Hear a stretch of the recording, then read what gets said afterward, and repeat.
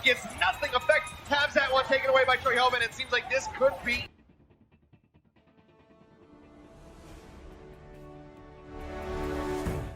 Hello and welcome to the Overwatch League recap, a talk show focusing on the Overwatch League. I am BlazzinBob, and as usual, I'm joined by iplaigames. How you doing, brother? I'm doing good. Ready to talk about this crazy week. Yeah, it's gonna be nuts. Also joining us on this show for the very first time, our good friend, podcaster, content creator, and freelance writer extraordinaire, Volamel. Welcome to the show. Thank you for having me. Thank you for the warm welcome and the beautiful intro. Happy to be here. Well, we are happy to have you. I enjoy your podcast, Tactical Crouch, every week. It is one of my absolute favorites. I love John and his quirky humor, and I love Yiska's, I don't know if you call him Yiska isms. Like, I remember one time he was like, "You're a man of many shoes." And you guys are like, he's something. We tolerate him. No, I like that one actually. A man of many shoes. Yeah. They were like, "I think you mean a man of many hats." He is very intelligent, but then there are those weird, maybe lost in translation, like definitely German phrases that he just haven't passed over. I don't think anyone would ever say he wasn't intelligent, even if they don't agree with him. I often don't, but I definitely think he's intelligent. Maybe he's just really good at putting himself in other people's shoes. I mean, that very well could be. You know, maybe he's just a fan of the Jordan ones. You know, he's got the easy boots. Closet sneakerhead. His closet of sneakers. Yeah, it's possible. Guilty pleasure of his. I don't know. All right. Well, at the start of the show, we always like to thank our recap producer, Shazir, who also just gave us 1,000 bits in chat. Thank you so much, sir. So this week we got some news. We got a lot of upsets to talk about. So we're gonna jump right in real quick here at the start, and we're gonna do a short little interview with Volamel here, and let you get to know him a bit. So Volamel, when did you start in Overwatch, and after that, what do you do, or maybe combine them? Definitely a combination question. I started in Overwatch. I think it was like the fall of 2016. I've been an esports fan for a long time. Fun fact: I wrote my 11th grade thesis paper. We were all tasked to write a 5-page research paper on our topic of our choosing. I chose what was MLG at the time, now kind of baked into Blizzard, but that was kind of the hub for North American esports. And I wrote about that and how it was kind of the future. And I've been a fan for a long time of just many different games, just love games, played games all my life. Came into Overwatch, really enjoyed it back when it was only Watch, got the beta, played it, and I was like, okay, well, maybe this can be my game. I went to a site called Esports Heaven, where a lot of very famous writers kind of got their start and were trained up. And I noticed that they didn't have an Overwatch section, so I sent their editor-in-chief, Drexen, I'd like to call him a friend, an email and said, like, hey, I noticed that you don't have any Overwatch coverage. Would you like me to cover it for you? He said, sure, let's see what you got. And I've been there for, I think this is year 3, so yeah, going on 3 years, and I am, I guess I'd be a content creator, but I still write quite often. That's probably my primary source of content, but you know, there is an occasional video and obviously podcasts and stuff, and I kind of come out and talk about the game and try to at least be somewhat intelligent about it. So yeah, that's kind of what I do. And well, yeah, and I've read quite a few of your articles. I thought it was great. The very first episode of Watchpoint, the one that came on before, you got a shout out from Puckett, because he had just read he just read your article, and so that was cool. Yeah, he it was a video on Soul and what I thought maybe might happen with the Fissure edition, I think it was. Funnily enough, again, Chris Puckett been in esports for a surprisingly long time for Overwatch.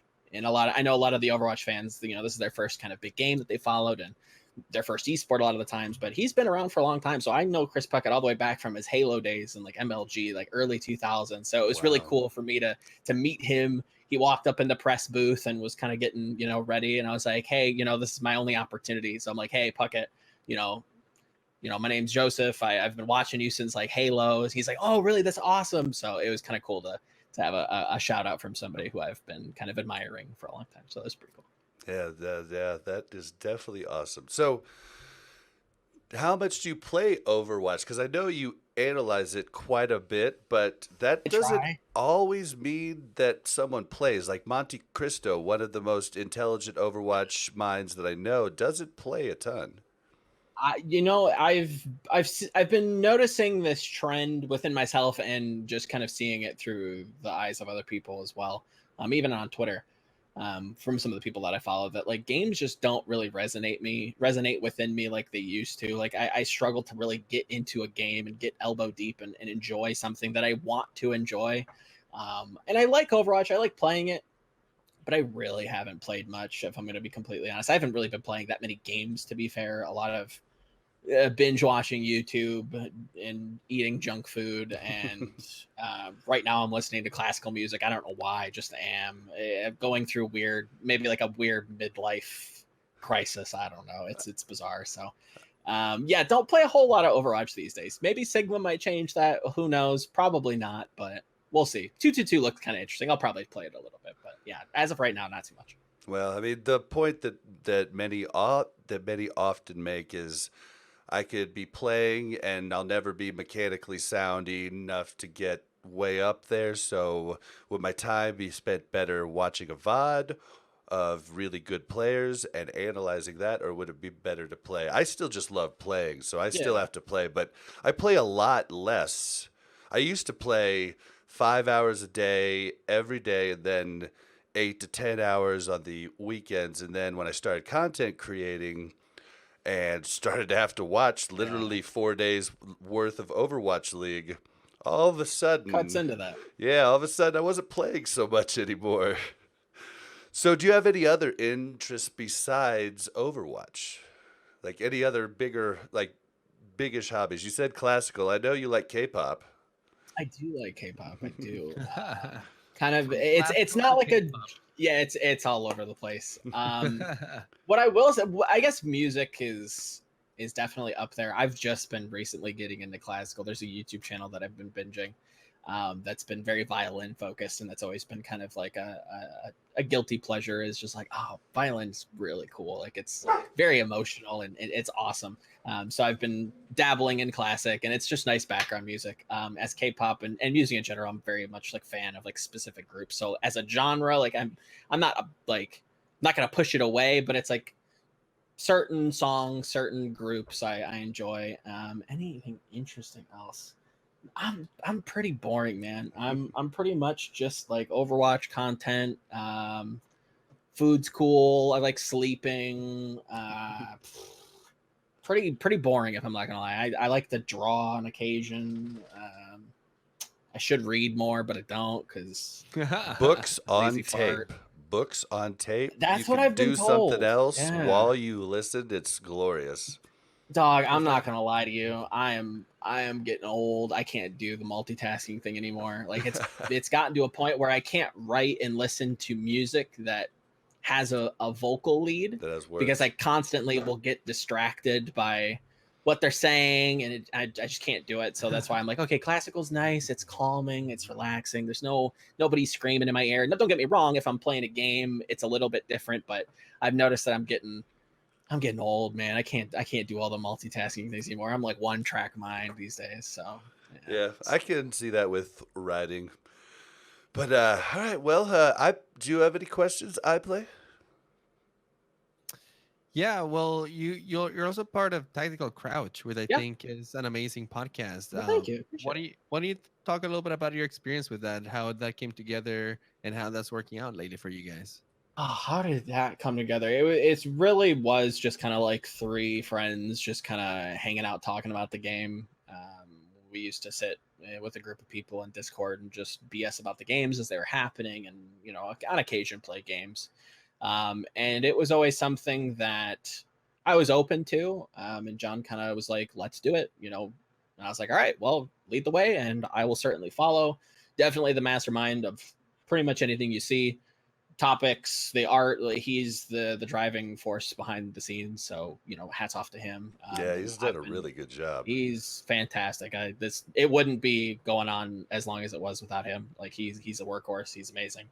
Yeah, he's actually helped Fantastic. me out in the past with audio advice and different other things. So big shout out to John. John is awesome. I loved him on the payload, and I really enjoyed the Overwatch League daily.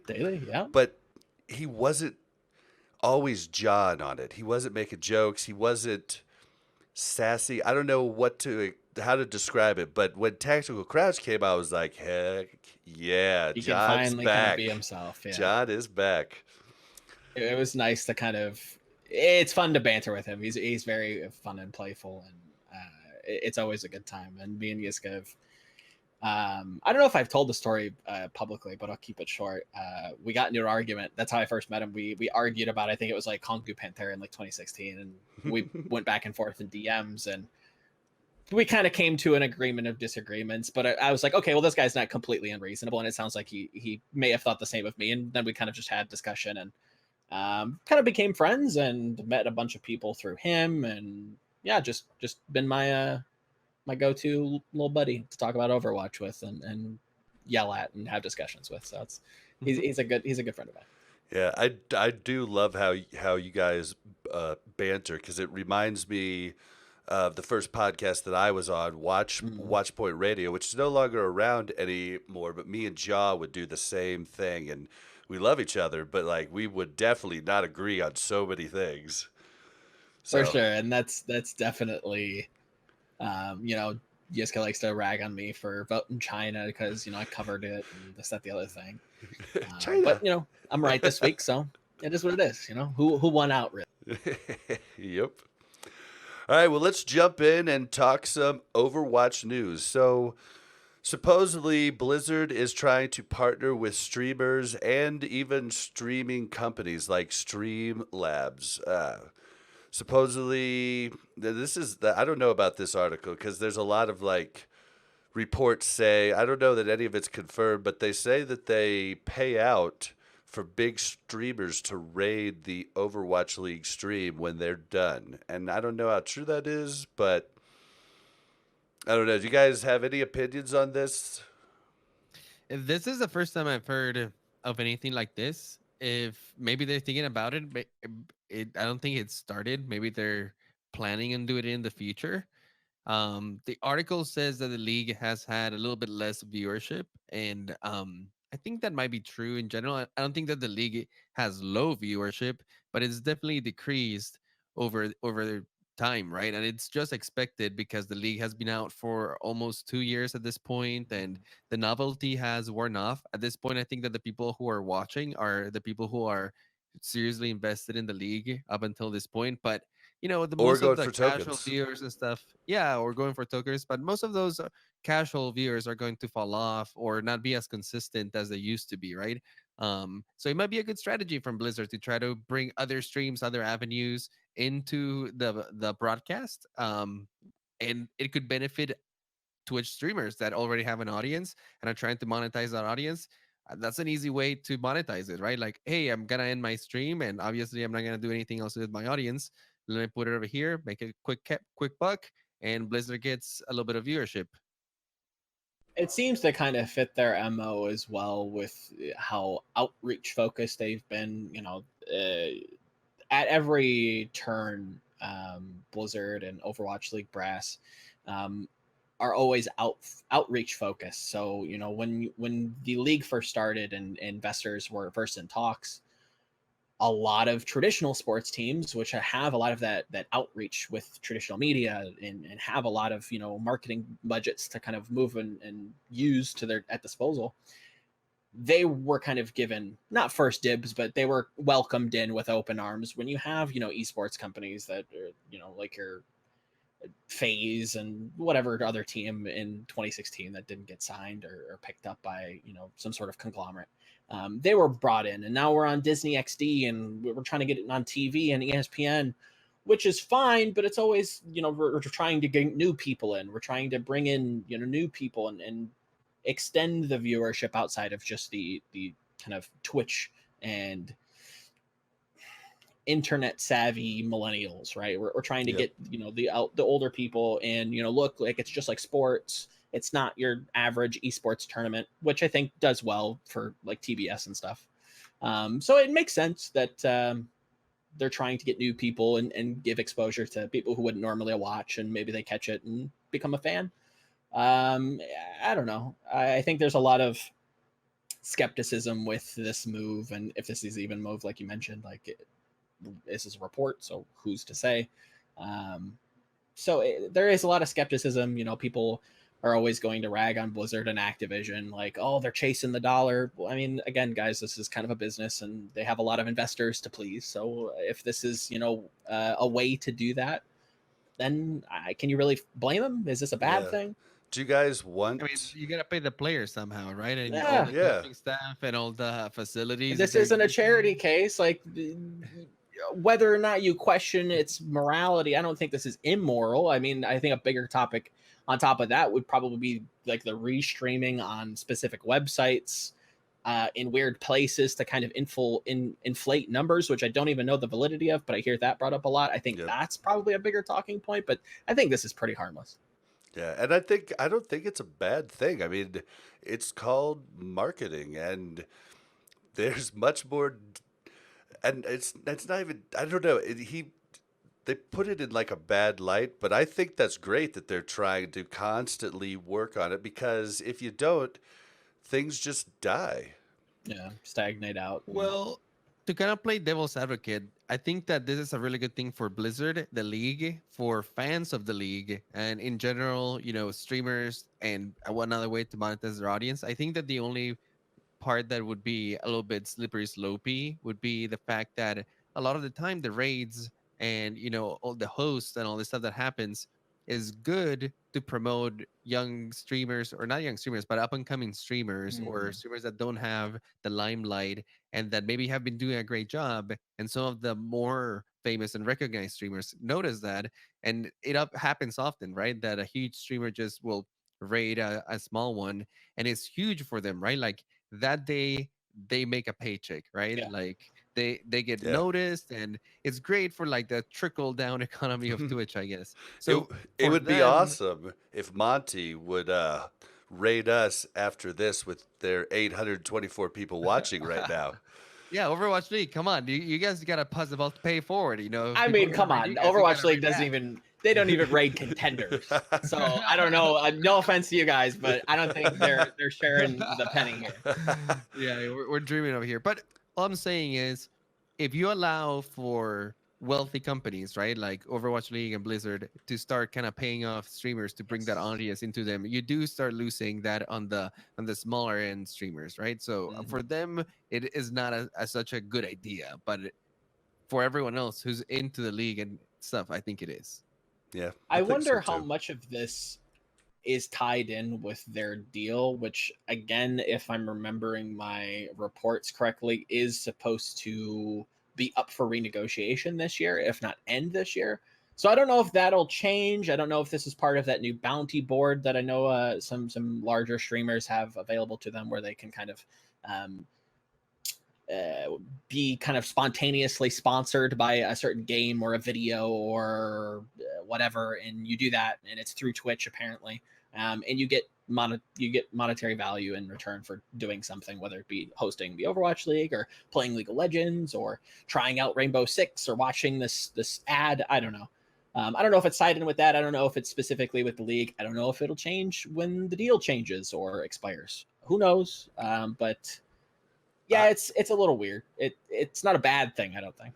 You talked about that deal like ending. I wonder if Mixer has their sights on the Overwatch League. I Oh mean, yeah, Mixer is making moves. Who knows? I don't know if I think if the deal was sweet enough, I think Blizzard would probably move, but it's got to be pretty crazy because I mean, I don't again, think. Sorry, I was gonna say I don't think no, you're Mixer has the money to pay Overwatch League to I cover said the costs. same thing with Ninja. I'm like, they have the money to pay this guy. Like, that's a little like, where are you getting this money? Microsoft, what are you doing Microsoft. here? Right, but Ninja is a single guy, right? So you're paying off a Sure, single guy. All the money is a big going single to guy, him. to be fair. Yeah, a big single guy, but all the money is going to him. So for Sure. Ninja, that deal makes sense. But for the league, like how much people are you employing? And the thing is, the league right now is not in a position to lose viewership. And I don't Yes. know. I mean, the league has a lot of pull, but I don't Mhm. know if it has the pull to kind of like afford moving into a different platform where they have to re-promote everything again. I think that Ninja, on the other hand, for him is a little bit easier, right? Because Definitely. as a single person, his move makes sense. And I mean, you can pay a single person a lot of money, but when you're talking about the whole league, you have to talk about like millions of dollars at this point for them to even think about it, and their investors, right? I Definitely. wonder if Blizzard would be trying to work on being allowed to stream on both platforms. Because I mean, they put Watchpoint on what, YouTube? Yeah. Is it also on Twitter? Yeah, I think that was weird too because I remember I thought it was exclusive on Twitter, but I guess it wasn't. Maybe Yeah. that was just me. The whole thing's just been kind of weird. Yeah, I don't know. It could be split to Mixer. I know they have their own streaming service. If you remember way back, I think season 1 preseason, it was specifically just on the MLG. MLG player, Yep. which was nice. It was high quality. It was very smooth. I think But if you watch it on the app or on the OverwatchLeague.com, I yes, think it it's goes still through directly. MLG. Yep. Better video player than Twitch. Just saying, And guys. You wanna yeah, work on it actually. There's been times where the Twitch broadcast has been messed up. Now it's only been like this season. I think I only know specifically of 2 times, it. but I went right over to MLG and got That's to watch it just fine. yep. So the more areas to watch it, the better, in my opinion, because then I can watch it. You know, like Yeah. it was because one of the times it was a Dallas game, and I was like, "You're kidding me right now." They're literally my team. Why can't I watch my like Yep, it, yep. you can pick any other game to mess up, but why is it what I want to watch? Never let me. Exactly. So in some other league news, Metrama Gaming and Music Festival will feature an Overwatch League exhibition. 2 exhibition matches. This will be in October in Las Vegas. It's going to be Fusion versus the Dynasty, and Charge versus the Shock. This is the first I've heard of this. I guess it's cool. I don't. I'm gonna have to pull this up because I've never heard of this. So when I hear think- music festival, I'm like, Well, it's why? a gaming and and music then yeah, festival. the gaming and musical. I'm like, okay, well, Well, I mean, I guess that makes sense. It's But in lots of Vegas, so people I can listen totally to see music it. while playing, though. I mean, that's True, a it pretty does make regular sense. thing. Well, and I feel like there's events who do this already. Like DreamHack, for example, is known to have a concert to close out the event. So it's not unheard of having like both, like the music performances and events like that. So it's interesting though that they're taking some of the events on the road and trying to promote them outside of the league, and this time live, right? Yeah. Yeah, in a Gosh, chat, Mel was pointing out that it was 936 mil. I didn't know you didn't know. Yeah, it's almost $1 billion that Mixer paid. That's what they paid. That's what they paid Ninja. Yep. Almost Oh my $1 God. billion. I don't Well, think yeah, that's- for $1 billion, I would move anywhere. And I don't- Ninja's going to be at this gaming music festival too. Are you I think- sure it's that much money? No, it's Positive. not that much money. It It's is. not that much money. It's All not. right, hold on. Trust- Well, when that while was you guys when talk, I know when that I'll was look tweeted. it up. It was tweeted by a parody ESPN account and then was picked up by the mainstream media like, whoa, Ninja got paid $1 billion. Really? Yes, the details are not out there. Nobody, I think people have a kind of idea. It's definitely not $900 million. Yeah, I like promise. $1 billion. Like we're talking about. Like now you're That's like like But Microsoft shares. it's wealthiest over people in the 6 years though. Like it's a 6 year contract. Okay. I So Okay. it's, Well, I mean, it's, but I mean, think about what, like the wages that baseball players make. I mean, not sure. a billion. they're making over 100 million a year though. Yeah. That would still I take over 10 years to make $1 billion. So yeah, I don't know. if mainstream media has it, then I think they I'm picked it not up going to be from able to this find charity, it then. Are you sure and they then it get was paid 100 million? Yeah, yeah, and You can make a movie with that amount of money. The only reason NFL players don't is because there's a cap, which is something that I have really want for the Overwatch League too, a team cap. So if you want to pay someone a certain amount, well, then you're just not going to have anything to pay everybody else. But yeah, I'm trying to think of the biggest baseball contract ever. It might be over 200 million per year for some of the Yankees. So I guess Good we're for not them. going to be able to find. I want something from like something that's like not a. I could find you the tweet where it comes from. Hold on. I'm sorry. Okay, keep derailing our conversation. Sorry, Ninja. So it says so. Okay, I'm seeing like 6 million and 3 year contract with Mixer. Well, thank you for clearing that up. So 6 million a year or 2 million a year. That sounds a lot more reasonable, and that's still like good money to move to a Oh different no, platform. it's saying 6 to 8 million per year. So hypothetically 18 to 24 million over the 3 year contract. But I don't know how. We'll get back to you when we have more information next week on this because that's it. That's interesting. But this Las Vegas Gaming and Music Festival is just a good way. Like, there's going to be a bunch of different games there, so there's going to be a bunch of people that are fans of games. Maybe you grab even more, people that might be into Overwatch. They see it, just like the Atlanta Rain parties you went to at the start of the year, Andres, where people just got into it because of the league and the home team. Yeah, I love those parties. They're super awesome to meet people in your community and everyone who's kind of into Overwatch. I've met so many friends locally thanks to those viewing parties, and it's such an easy icebreaker because once you're at the league, Yeah, you everyone's always have talking about something to talk Overwatch. about. Yeah. Yeah, exactly. And everyone's talking about their team and their favorite player. And when the games are on, everyone's cheering for the same people. So it's just really easy to beat people in those occasions. And it's like a concentration of everyone that has your same tastes. So big fan. And if you Yeah. guys have a chance to attend to one of them, I definitely recommend it. Be social. I'm not like the most sociable person out there. I'm like half the time social. I love being out there talking to people. The other time I like being in my room playing video games. But I really make the effort to go to all of these because they're super awesome. Yeah, I've been to. If you have a chance to go to one of the homestand games, you got to go. I went to both this year, and it's just an unreal experience. It's out of this world, and I think they learned something from the Atlanta game. I play at least the new commissioner. Uh, what's it? Phil.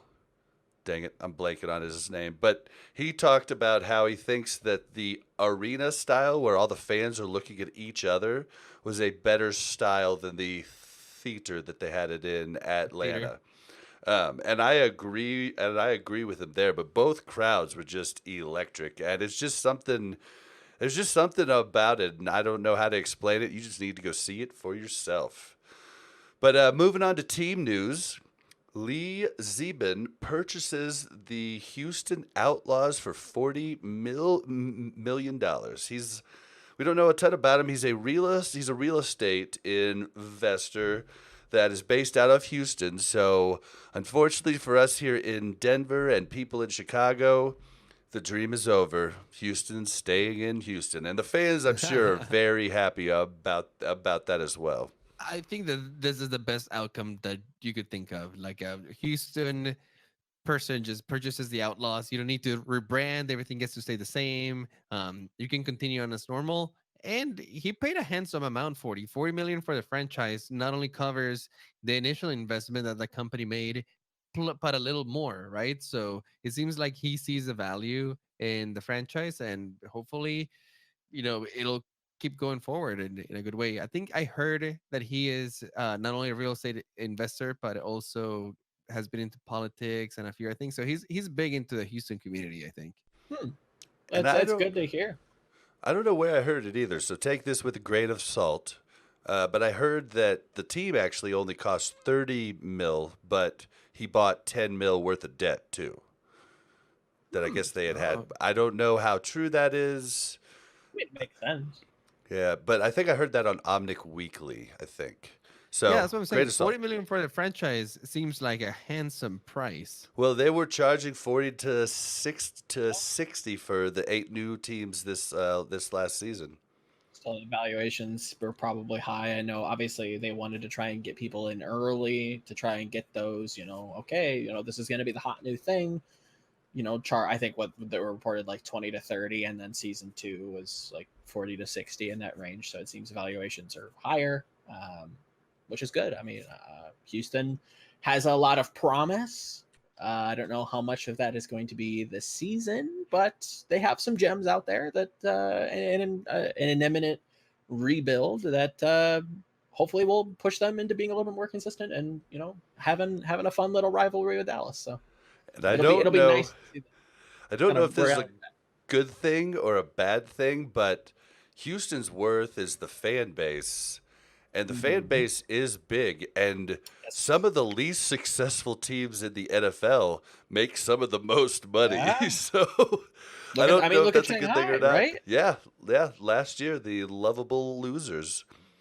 That's a marketing scheme. I don't know if they were specifically trying to do that, obviously, but it worked out for them. And like you said, some of the most unsuccessful teams in traditional sports tend to be the most highest earning in revenue. So it's not always a bad thing. Yep. You gotta learn how to work. I wonder if Shanghai Dragons was making more money last year that they have lost every game than this year that they've done better. I I have no wouldn't idea. doubt it. Everybody's buying jerseys, and I wouldn't be surprised. Yeah, that's where a lot of the cash comes in, but the players are also seeing a lot of that cash too. So Mhm. I'd be interested to see what some of these players have made on that. But unfortunately, unlike most sports, we don't have any transparency into that. So we just have to speculate and wonder. Yeah. So this next one's pretty cool. Marvel partners with Shock for Stage 4 to promote Avengers Endgame. So more sponsors just all over the place. We're getting them everywhere. What are they promoting about Endgame? I thought they already released it. Oh, they are. I think it's probably like the DVD release. Like you can Oh, watch it at okay. home now because they've Mhm. been pretty active with Team Liquid recently. They had like a big campaign with them, throwing custom jerseys out. Like it was a big to do. So it's actually pretty cool to Gotcha. see Marvel stepping in and showing a little love to the Overwatch League. And the Shock have been doing good. So Yeah, it's congrats. the tweet talks about the digital and Blu-ray release on 8/13. So coming up here pretty soon. Yeah, just a week. Yeah. But I have to watch that a few times over because there's a lot to catch. Sounds like it. Haven't seen it just yet, but I gotta see it sooner or later. You haven't So caught Endgame yet? No, Wait, not what? yet. Oh, you're like Yeah. super late to the party. wow. I'm always late. I'm horrible with keeping up on movies. They're like, you haven't seen this movie? Like, no, I haven't seen half the movies you're gonna like. And I know it's somehow sacrilegious. I've seen most of the Marvel movies just from Netflix here, and I'll watch it. It's on. They're fun, but yeah, I don't know. Not a big movie guy. If I'm out, if it's a to do, like if the family wants to go or date night, Gotcha. whatever, I'll go. I'll watch it. I'll have a good time, but it's not something I'm like, oh, I gotta see the new Marvel movie.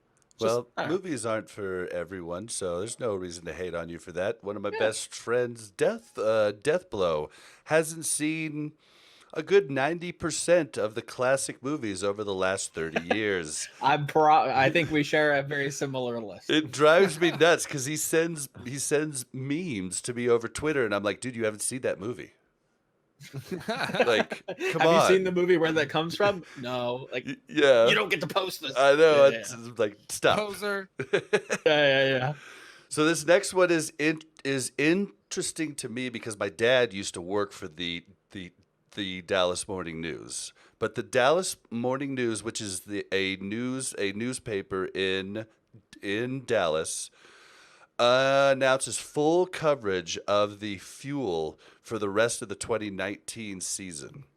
I assume lots of it is online now. I went to buy a paper today because I'm moving, and papers are itty bitty now because it's all online. And so I had to go buy bubble wrap because just wasn't a paper large enough for me to use.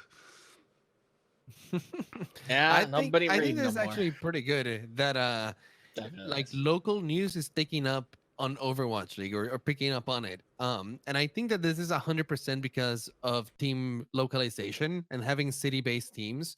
Now your local news is kind of interested in this, right? They have somebody to root for, and there's a community inside of the cities that is getting together and is talking about this. The teams are coming next year, so there's a business there, and like I've said, the league is growing and the industry is growing, and the jobs that are appearing around it keep growing more and more. Before it was very localized, right? If you were covering the league, you had to be in LA, but if the teams are coming to your hometown, now the opportunity opens up for anyone who is there, which I think is super awesome, and it keeps making the league become more and more impactful, even if it's not the top watch esport on Twitch, even if Fortnite's still gathering more numbers, it makes people know about the league. And when you ask people, hey, have you heard about Overwatch? They'll be like, yeah. And it's a conversation starter, which a lot of other esports don't have, right? When you think Yep. about like Smite or Paladins, right? Like, It's always the same, like, well, today in local news, there's a video game tournament here. They're playing the League of Legends. Here's a professional player. You make money playing video games. Tell me more. Like, it's going to be a little bit more, like, nuanced. Like, the community in the city is going to, like you said, they're going to be more familiar with it. They're going to be maybe a little bit more, I think, just from knowing it exists, and they're going to be more accepting of just gaming, which, again, is kind of needed in recent time. yeah, You know, Definitely. it's going to help gaming in general to say, look, well, like, look at all these cool, stories that fans are sharing with the local news about this gaming event that has been going on in Dallas for 10, 20 years down the road, hopefully. Well, It's I a good will thing. say, at both homestands, every major news outlet that They're was always there. local was there and interviewing players, interviewing coaches, staff. So it's definitely going to get us more coverage. Yes. And speaking of that, where do you live at? Are you going to have any homestands close to you? I was let me think. Closest to Detroit would probably be New York, maybe. I don't know. I that might be the New York, closest. Just maybe Washington then too. Washington's going to have 5. yeah, I don't know if I want to go to Washington to watch. No offense, Washington. You're doing good. You're doing good now, but we'll have to see what you look like in the future. I might turn up to a New York one. I don't know. Their venue, the Barclays Center, was fantastic. It was funny. I saw this earlier, and I was like, Mike Ilitch has got a lot of money, and we have the Detroit Free Press. Maybe we put a bid in. I don't know who wants to be here. Apparently, League of Legends is coming here in the summer or in a couple months for their final wrap up for North America. So that's kind of interesting. We've had a couple like sporadic esports event here in the past or near here. So maybe we'll see 2021. Maybe I get Little Caesars. I don't know. Get them to sponsor a team. We'll see. Well, yeah, the Little Caesars. the homestand events next year are going to give a lot of different content creators Yes. an opportunity to attend and create content. Andres here is super lucky because he's right in Atlanta, but I'm a good 9-hour drive from Dallas and a little further for Houston, so I'll probably be making it to a few of those. But I was just I'm sure curious if those you are. were going to make it. I might turn up to one or two. Depends on when they are, what the budget looks like. Um, obviously try to attend the finals. They're pretty important. BlizzCon might get cut in the budget. Who knows? We'll see what happens. But yeah, but we'll have to see. We'll have to see what happens. What the games are like. I think that's a big decider for me as well. All right. Well, let's jump into games. Speaking So, of, what do you guys want to start off with? I want to start off with one of the 4-0s from yesterday, but which one do you guys want to talk about first? I'm cool with either. The Vancouver versus Washington is probably the most striking that's that the we had for that's this the week. hot topic. Yeah, Yeah, that's a hot topic. If you guys want to start with that, yeah. Let's do it. It sounds Let's good do to it. me. I mean, what is this bizarro world? Like this, out of the three big upsets, right? We had London, Florida. Okay, London, rolls the dice and they don't hit Snake Eyes, right? And then you've got Chengdu. Again, wasn't a big upset to me. This is in New York that's declining, so it wasn't shocking. What the shocking part with that was how clinical they were and how Mhm. again, Chengdu has a very chaotic style. They're very aggressive. Don't let that mistaken for not knowing what they're doing. Like they know what they're doing. There's a method to the madness, and then New York just like pants Who on head. I don't know what to who had do. never been 4-0'd. Yeah, In again, that's two a seasons had never been 4-0. They've lost, but you would have expected them to take at least take a map one at map. least. Yeah. So I think that says a lot about this team and their history. This is the first time they've done it or been able to be 4-0'd and against a Chengdu team that, if you look at Captain Planet's power rankings, apparently they're around 5th. I think Reinforce just tweeted out power rankings.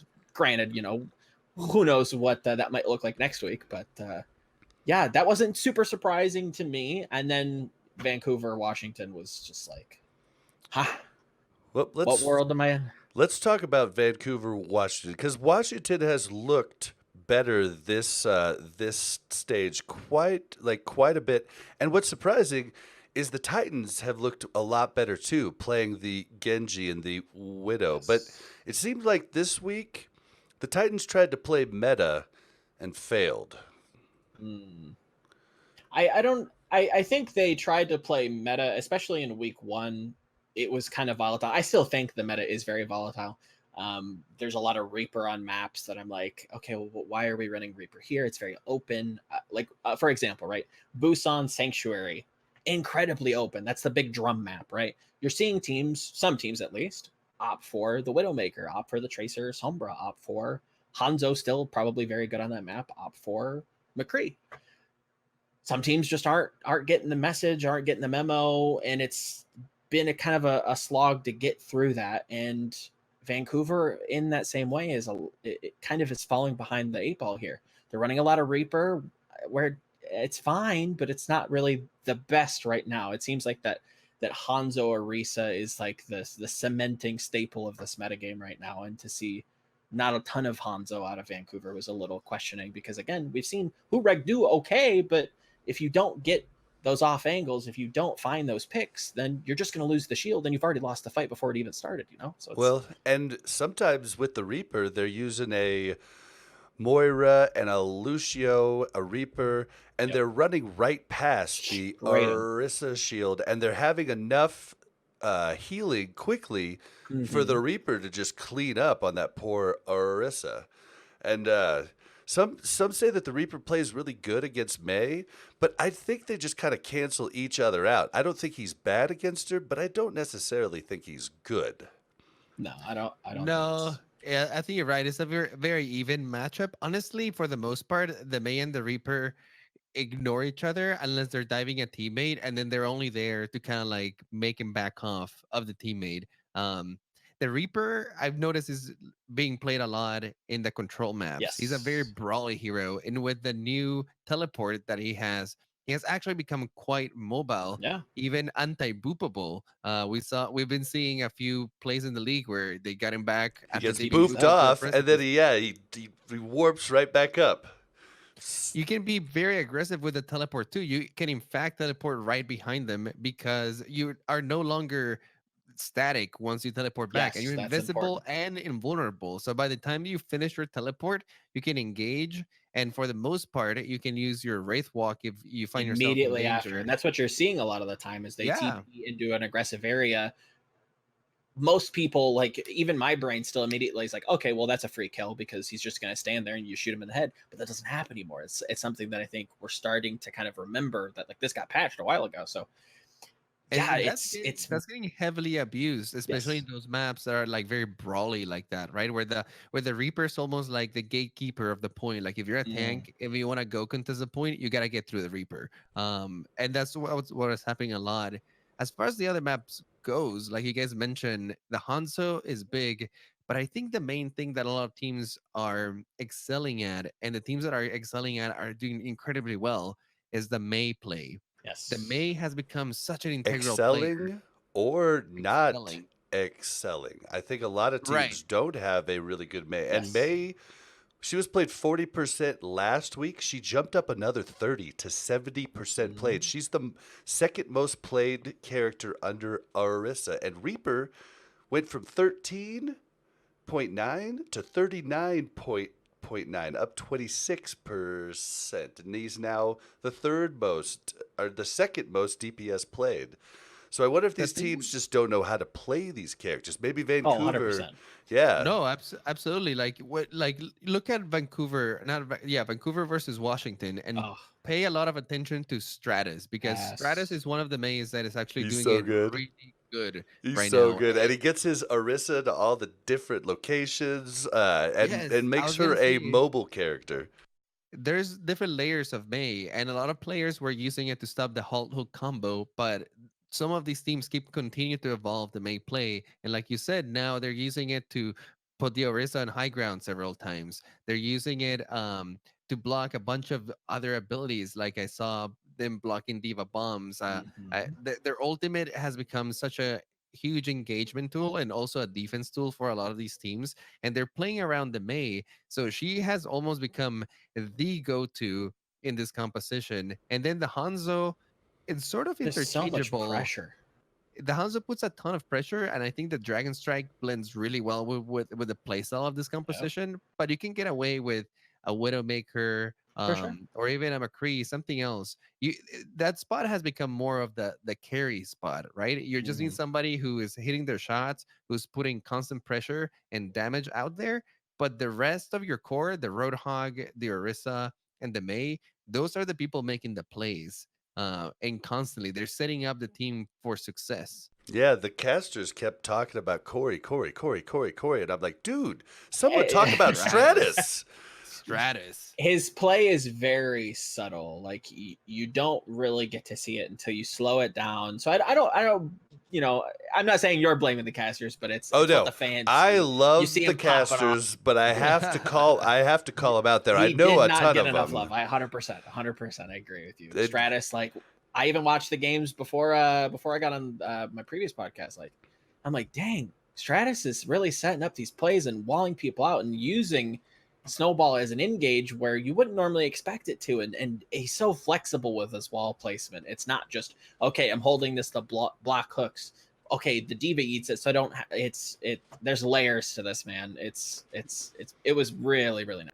yeah, I was super impressed. And after we got to meet him at Atlanta, and the guy is just a He seems like a charismatic. goofball. He's a charismatic, energetic Yeah, he seems goofball. like fun loving and goofy. Oh, Yeah, He it and seems is like a it'd be nice goofball. to turn to. he was Him so and Corey were fun. having a good time during this They look, game. yeah, they look like they're just two buds playing games on stage, and then Yep. they get in the interview. They're put on the glasses. Oh, here you put like it's fun to watch them because they're having fun, and then they're also just wrecking the best team in the world. Like, okay, Yeah. that's And what's do a you better guys think that storyline?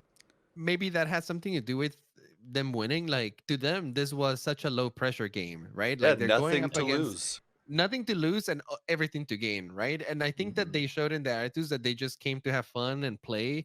And I think that Vancouver Titans, on the other hand, once they were 2-0 and the pressure was mounting, I think it got to their heads because their play started just declining towards the end. I mean, you talk about like fun loving and goofy, but that's been kind of the Vancouver MO. Yeah, Where were the Right.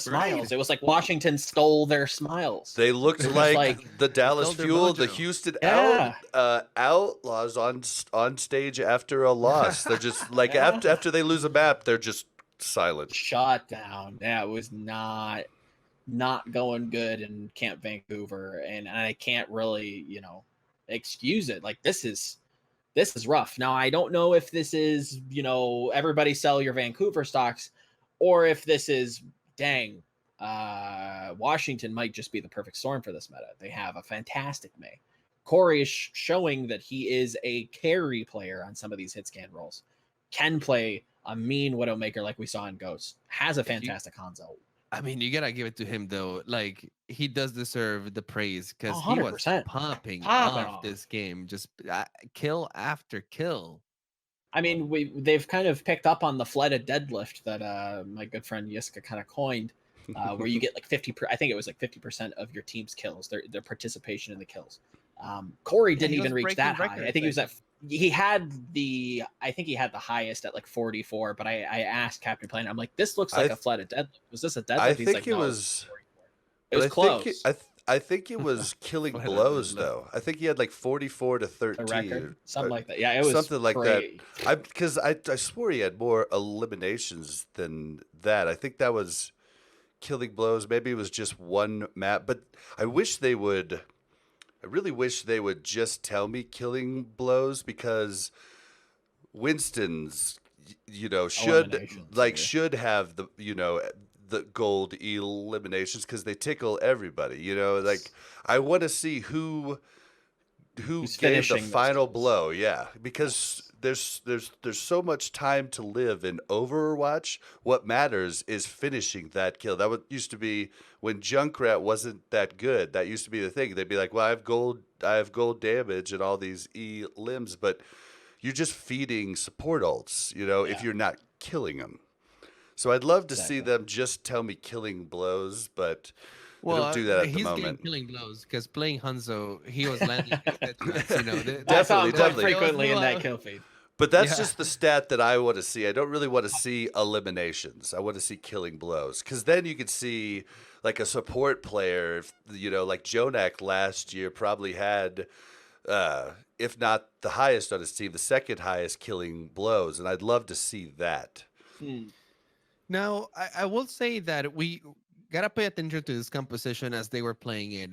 Orisa, Roadhog, May, Hanzo, Anna, and I believe was it a Mercy or a Zen that they were running? Can't remember too well. I think it was a Zen. I No, think Baptiste. It was a was it Baptiste. Baptiste? Okay. Baptiste Anna. Yeah, Ark was playing Baptiste. Yes.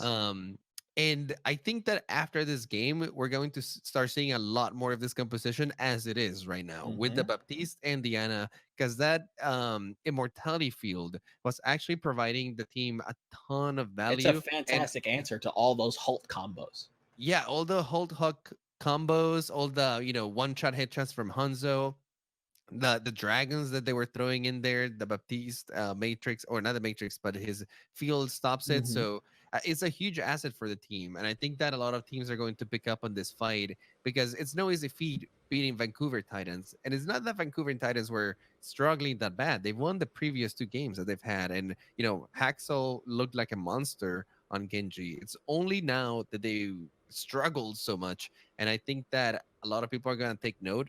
I'm not saying that this is going to be the end all be all of this meta, but I wouldn't be surprised if a lot of teams start hard practicing this composition after. Oh, definitely. Definitely. Definitely. Something And I've if you seen- can't, good. I was just gonna say something that I noticed with Baptiste play is a lot of teams are using the invulnerability field right at spawn as soon as the doors open to just negate any chance of them getting that first pick, and then they can see that no one's there and then walk out easier, rather than taking that chance or going outside doors and wasting more time. So I thought that was interesting. It's one of those weird, little mechanics, just like Sombra, right? Like Sombra scouting. It took forever to get that to be a thing, but running out there as a stealth hero that's infinitely stealth, you get to see the whole composition. you tell your team, and you get to kind of counter comp them if you have something up your sleeve, or maybe even like the Hanzo. That was one of my big proponents. Is okay, you're in the spawn, shoot a recon arrow. There's not a loss to just throwing out a recon arrow and swapping your hero. At least you got some form of information. Maybe you stop some sort of cheesy aggressive play. Somebody's holding you close on Hollywood. You shoot a Hanzo arrow, maybe you find him and you get the first team fight win, and you snowball from there. If you don't, well, what did you really lose? A second, Yep. 2 seconds? Yeah, you get I was you get gonna some say- some information quickly. Mm-hmm. Now that you mentioned the information and the Hanzo arrow, that is a huge play that some of these teams are abusing. And Corey was definitely providing that opportunity for his team. He would constantly stick it on the May ice wall, actually. So even though their May had the wall raised on them, You could or still see. even or even Stratus had his wall up, they could still see the heroes behind it and plan accordingly, playing the halt hook as needed. Yeah. Or he would just stick it on the tanks. So when the tanks would move backwards, they could see where the enemy team was positioned and move accordingly to that. And I was trying to watch from his perspective as much as I could. I'm hoping they put up the VOD soon because that Sonic Arrow, sorry, I'm blanking on the name, is being a huge playmaker too. Yeah. Did you see the cheeky play that they did? I think Washington did it on Volskaya, I think, where they put up the May wall the same time that they put up the Baptiste. What's the ultimate? Matrix. The ultimate. Amplification Matrix. matrix. Yeah, they put it up right behind their May wall. Sonic Arrow saw they were all there, dropped the May wall, and just destroyed everyone behind it. And they didn't realize that it was there because of the May wall. And I thought that was really good too. You're talking about the last play on Hollywood, right? Maybe it was Hollywood. They might have used it a few different times. They might have done it several times because the way that they ended Hollywood was actually super clutch. They did that same play. They put the May wall up, then they put the amplification matrix, and then Stratus or no, a Sansan. It was right behind it with the Roadhog ultimate, and he just swept the entirety of Vancouver Titans off the point and like to finish it off. It was actually pretty awesome. Was that Vancouver or was that the New York game? Maybe I'm 'Cause- thinking of the New York game. I Yeah, might be confusing I them. think that happened. No, yeah, No, I it think wasn't that- New. I don't was think it was. It was definitely I on know the what end you're of talking Hollywood. about. I know exactly what you're talking about. I think it was No. Paris. That Was it Paris, actually- Atlanta? Yeah, praise Atlanta. It was Atlanta making that play. It was FRD. Yes. Now I 'Cause have my games. I nobody have all knew. my games confused because I watched them all in the same day. No, I trust me. I resonate with that a lot. Yeah, I know that it was a Atlanta sick because play. FRD sounds familiar. Yeah. Yeah, and we Mhm. thought they were gonna have another shot. And even the casters thought they're like, Yeah. "Oh no, they got off the point because the point of view camera was off to the side on the Roadhog on the attacking team." And then all of a sudden it ended, and it was like an inch from it. So they just were thought, so close, so you Yeah. assumed. They were super close. Yeah. And then they had to go back and pull a replay out. And you saw how he pushed him off. It was great. But that was that same play with the Matrix and the Yes, wall yes, coming very out of with similar. FRD. So again, Atlanta is another of the teams that has been Surprisingly succeeding good. in this meta, Erster. and they've even been running the the Diva, which I think is amazing. Sometimes they don't even run the Roadhog, but they have been running the May, and their May has been doing a pretty good job. Also, Erster has been a monster on the Hanzo, which again, you need that carry. And surprise, surprise, the two teams that are ahead right now, Vancouver Titans and Atlanta Reign. That just goes back to what we've always talked about, what we talked about with Houston and everyone talked about over the first two stages. Try and find something meta-ish, but playing to your strengths. You know what I mean? And like lots of these teams, their diva player is not an awesome hog. Valiant comes to mind. They've played a lot of the diva too, and diva can negate a lot of the alts that are being used, especially Yes. May. Blizzard and denying the opportunity to combo things with Halt. Also, big one as well. denying invulnerability field. But Holt's a really good call too. Yep. Yeah. So, no, you go. Oh no, I was just gonna say, yeah, the way they've been using it is a very aggressive style. Now that there's squishies back in the game, rather than going for the Mhm. hook combos, you use Diva as a the harasser that she used to be back in the day. A lot of the times, even nanoing her just so she Mhm. can go straight for the Zen and get rid of him. And there again, like we talk about halts, you can halt bomb as well. Oh You yeah, nano the diva, charge her up really quick, and then throw an off angle diva bomb, and then halt them back into it as they try to run away. Maybe they're slowed as well. You could combo with Blizzard. Like it's just the meta of combos. How many things can we just combo it with nade? We can throw halt and grenade from Ana at the same time. Like there's all kinds of different little things that you can do now. So oh it's absolutely. And combo centric. you know what if we have to thank goats for anything, is for the amount of nuance that some of these teams have developed with the usage of cooldowns and ability management and Teamwork. knowing how to engage Mhm. and stay together. It's like some of them work like clockwork. And Yeah. Washington Justice, which was deemed probably the worst team in the league, showed Yeah. us how good they are too. And like they're not lacking that either. They were You could see that they're stuck in a meta that definitely didn't favor them. Like Corey could not shine in that meta, right? Stratus would not been able to do the things that he was doing And so, that don't he even did talk to me have, about Sansam. Like, oof. and Sansan too, yeah. Um, but Goats gave us this, and like if you look at some of the fights and how they're evolving, it's masterful how they're using the abilities. Like earlier Mhm. today, I was watching the same match on Havana, Vancouver versus Washington, and it was an amazing play. They're in the third point, and Sam goes out into the open to get the halt hook, and he lands the halt hook. But then the enemy team knows that the halt hook is coming, so he gets sleep darted and naded, and everything comes to him. But then Arc is ready, and he just immortality fuels so he can get back to safety. And then it was Stratus that just pulls up a May wall so that they can't Just shoot at covers him them in. anymore. And then everybody gets healed. And it was like this chain of abilities where both teams just were able to recognize the moment and what needed to be done.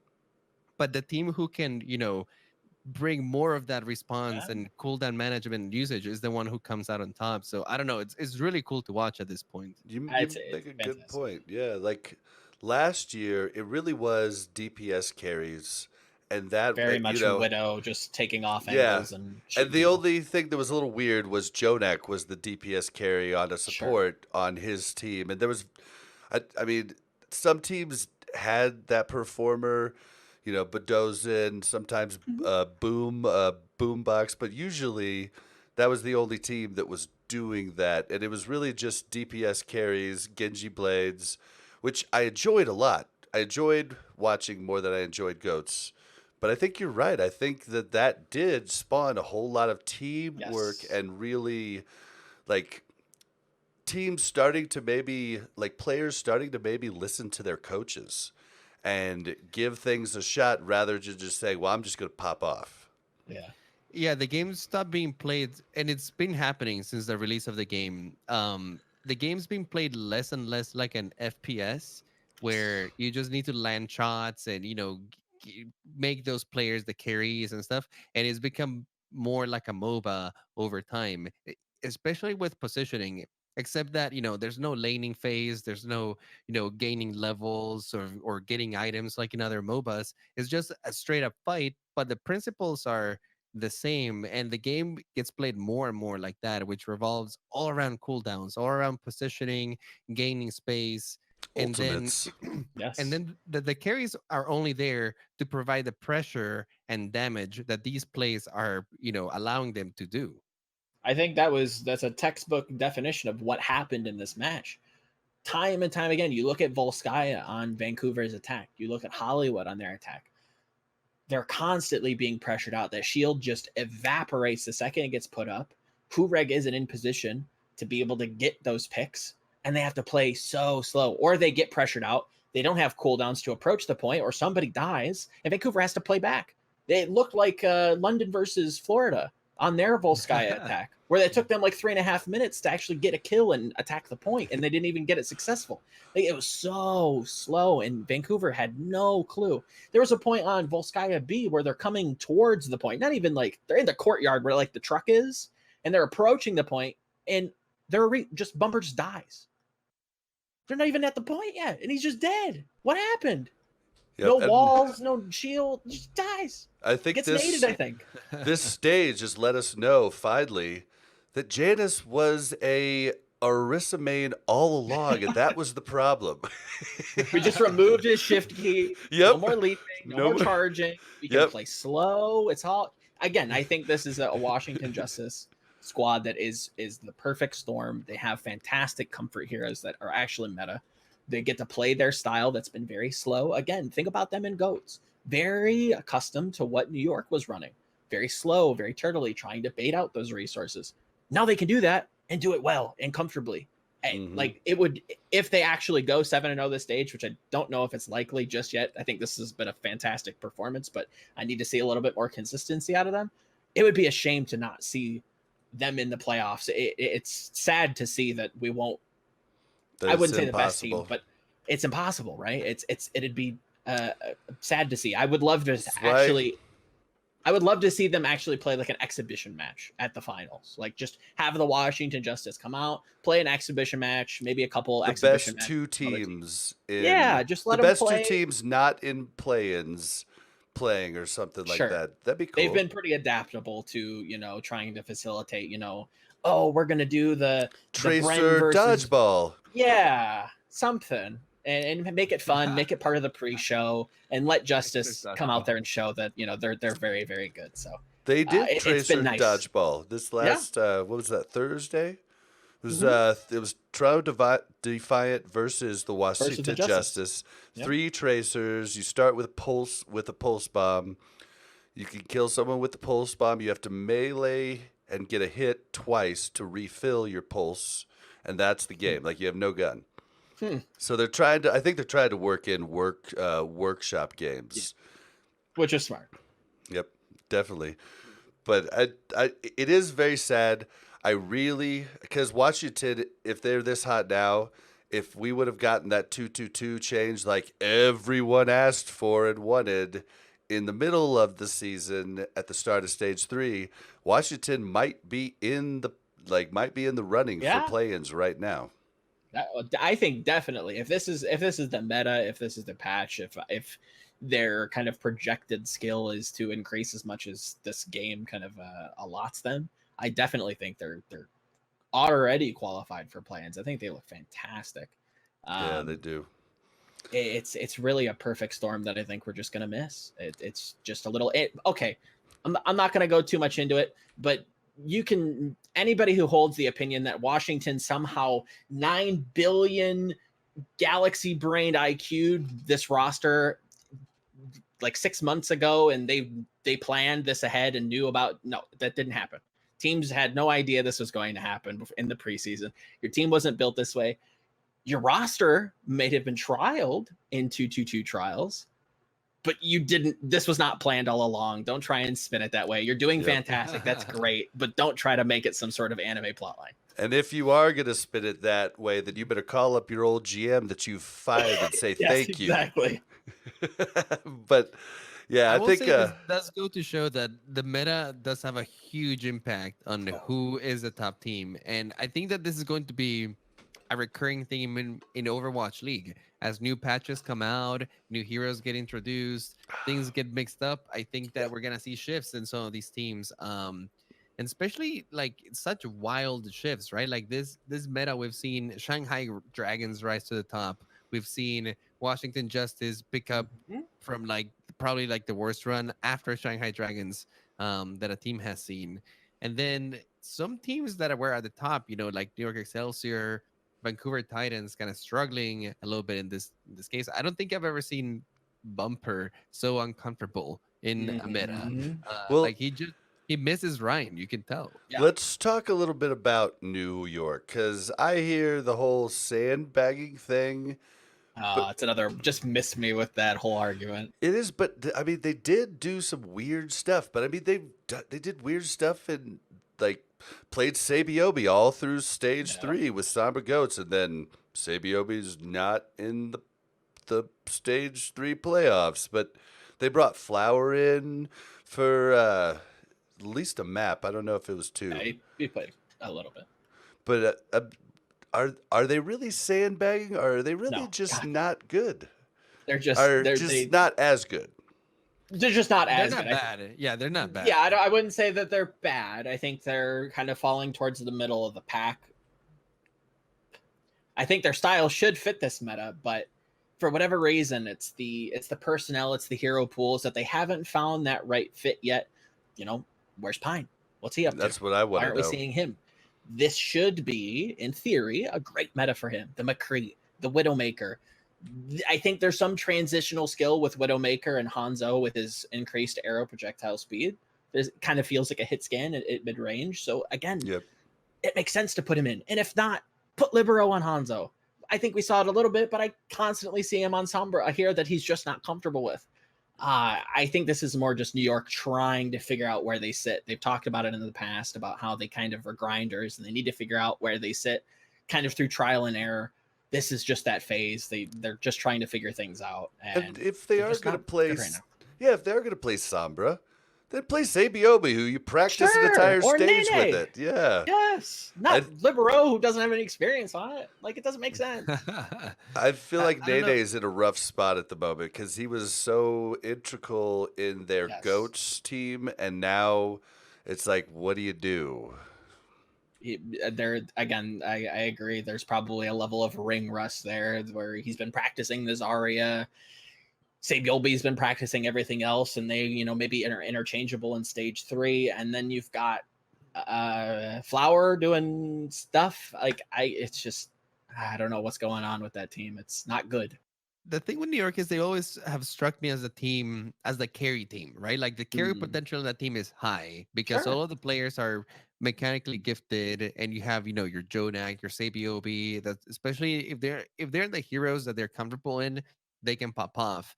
But the thing about that play style and overall, as time passes in the league, it's become less appealing, especially after we started hitting goats, where New York started Yes. struggling for the first time, and we started seeing like, oh, what's up with New York? Are they having a hard time adapting to the meta? And I think in part is because their forte has never been their team play and their ability usage and all that stuff. Like you look at, say, Biobi on the Sombra, and he's still very individualistic compared to some of the other Sombras that have played in the league, and he doesn't set up his team as much as some of the other Sombras. Likewise with Jonak, right? Like when they're hot is because Jonak is just He killing gets to play everybody. everything. Right. Yeah, and he's just like getting headshot after headshot, and he's just basically hard carrying the team from the back line. Yep. And Jonak but- doesn't have Arc the Undying anymore either. Unfortunately, he No, has Dying Anima. is in Vancouver in Washington Justice now, Yeah. keeping Yep. Corey alive.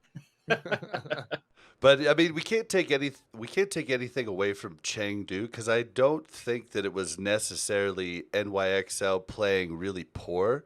I think Chengdu has really risen up. Like I was one of the ones that said, "Well, let's see how good Jinmu is when he plays other DPS." And I mean, Jinmu has told me he's pretty freaking good. He's pretty good. Now he can feed, right? There are times where Every he just goes in and DPS feeds. could feed. 100%. He's just a little bit more, right? Like he Yep. plays those heroes that require you to kind of throw your body at the enemy team. So he does kind of have those, play the 90s laugh track. Like him and Ameng just kind of like mispositioned. But yeah, Chengdu's always been a team that I've kind of held near and dear. Again, I cover China, so familiar with some of the players, and I think they're making fantastic moves for the future. I think this team's sick. I think they're fun to watch. I love their coach. I love their style.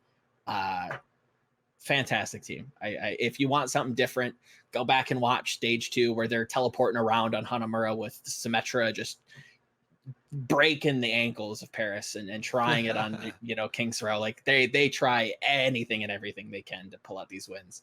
Very endearing team. They might not win the league, but they're gonna show you.